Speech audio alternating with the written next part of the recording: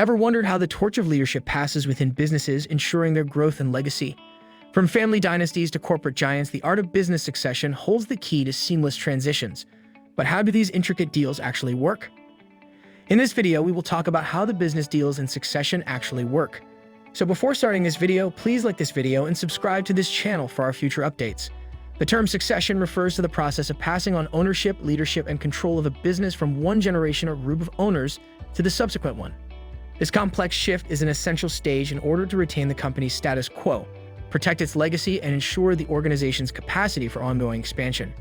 It is essential when attempting to know how the company deals in succession function to delve into the tactics, dynamics, and obstacles that underpin this critical transition in order to get a full understanding of how these deals work. Number 1. Foundational principles of succession. A prosperous business succession depends on careful strategic planning, honest and transparent communication, and an in-depth familiarity with the core values, culture, and goals of the organization. The departure or retirement of major stakeholders, such as the company's founder or executives, who have held their positions for an extended period of time, frequently serves as the impetus for the process.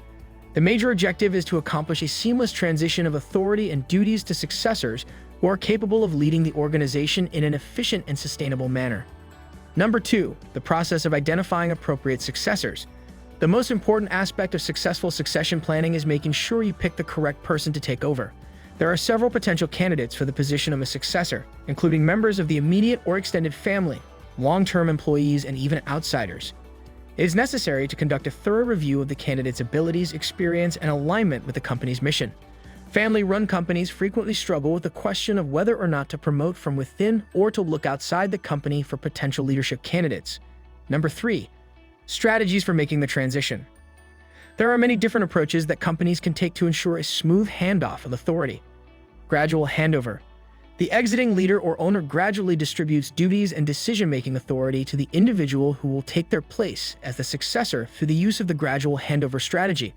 This makes it possible to transmit expertise, provide mentoring, and have a more seamless period of adjustment. Immediate transfer. On the other hand, some companies go with an expedient and straightforward transfer of leadership responsibilities. This can be more dangerous because it demands the successor to swiftly adjust to their new role. Co-leadership.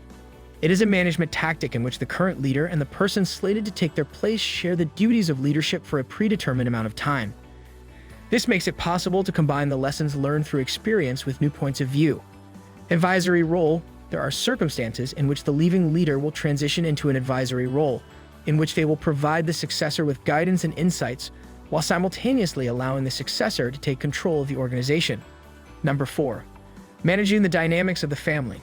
Personal ties and business choices often become intricately intertwined within family-owned firms, creating an added layer of intricacy to the situation. To navigate this complexity effectively, several key factors come into play. Well-defined boundaries. In family-owned businesses, it's crucial to establish clear boundaries between family matters and business operations. This helps prevent personal emotions or conflicts from interfering with professional decisions. Clearly delineating what discussions or decisions pertain to the family and what relates to the business can minimize misunderstandings and potential clashes. Reliable communication. Effective communication is the cornerstone of managing family dynamics in a business setting. Open and transparent communication among family members and business stakeholders ensures that expectations, concerns, and updates are shared freely. Transparent discussions help address potential conflicts before they escalate and foster a sense of unity among family members. Well-established governance structures. Developing and implementing robust governance structures is essential for maintaining harmony in a family-owned business. This involves creating frameworks for decision-making, outlining roles and responsibilities, and establishing protocols for conflict resolution. Formalizing these structures ensures that business-related decisions are made based on merit rather than personal biases. Preventing conflicts. Conflicts within family-owned businesses can be particularly damaging, affecting both personal relationships and business performance. By setting clear expectations and roles, implementing effective communication strategies, and having mechanisms in place for dispute resolution, potential conflicts can be nipped in the bud. Succession planning. One of the most critical aspects of managing family dynamics is planning for succession. Preparing a well-thought-out succession plan ensures a smooth transition of leadership and ownership to the next generation. Succession plans should address both the business's continuity and the well-being of the family members involved. Professionalism and meritocracy. Family-owned businesses should emphasize professionalism and meritocracy. Business decisions should be based on qualifications, skills, and competence rather than familial relationships. This not only ensures the business's competitiveness, but also minimizes resentment or perceptions of favoritism among family members. Number 5. Considerations regarding the asset's value and its financial situation. In the process of succession planning, one of the most important steps is to calculate the worth of the company. There are numerous techniques for valuation, the most common of which are asset-based, income-based, and market-based. This appraisal serves as the foundation for further steps, including negotiations, consideration of tax implications, and the establishment of the financial terms of the succession contract. Number 6. Aspects relating to the law and regulation. Complexities of law and regulation are frequently involved in the process of business succession. Changes in the ownership structure, the transfer of intellectual property, compliance with employment rules, and the ramifications of taxes are all examples of these types of changes. It is essential to seek the advice of legal counsel in order to guarantee a seamless and legitimate transfer. Number 7. Ensuring continuity while also preserving cultural authenticity. The continuity of the organization's culture and core values is a critical obstacle to overcome during the transfer of ownership in a firm. To maintain the company's identity and reputation, the incoming leadership needs to comprehend the company's ethos and demonstrate that they live by it. Number 8. Open lines of communication and honest dealings. Throughout the entirety of the succession process, effective communication is of the utmost importance. The company's employees, customers, investors, and other stakeholders need to be updated on the changes and given reassurances about where the business is headed in the future. Transparency helps keep trust alive while reducing the amount of uncertainty that exists. Number 9. Taking precautions to avoid dangers and obstacles. During the process of business succession, several difficulties may present themselves.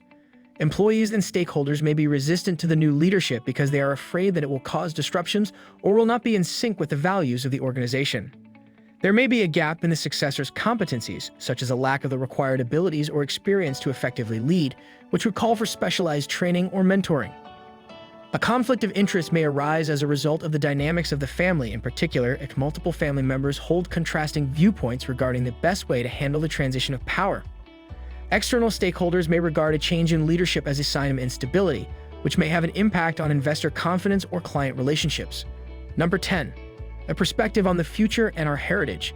Not only does a successful business succession involve the transfer of ownership, but it also involves laying the groundwork for the continued expansion and success of the company in the years to come. In order to ensure that the transition is beneficial to the company's heritage, one must have a long-term vision that is congruent with the company's fundamental goals and ideals. The complexities of closing one corporate transaction after another highlight how precarious the balance between continuity and change can be. A smooth transition calls for careful planning, the selection of an appropriate successor, open and honest communication, and the flexibility to respond appropriately to unforeseen problems. The objective of the transition, regardless of whether it takes place within a family-owned firm or a bigger corporate structure, is always the same: to assure the continued success of the company while also preserving its legacy and values. The art of successful succession continues to affect the future of organizations across industries despite the fact that enterprises are changing over time and their leaders are retiring. What do you think of our video? Let me know in the comment section below. If you enjoyed this video and want to hear from me again, be sure to hit that subscribe button before you go. Thanks for watching.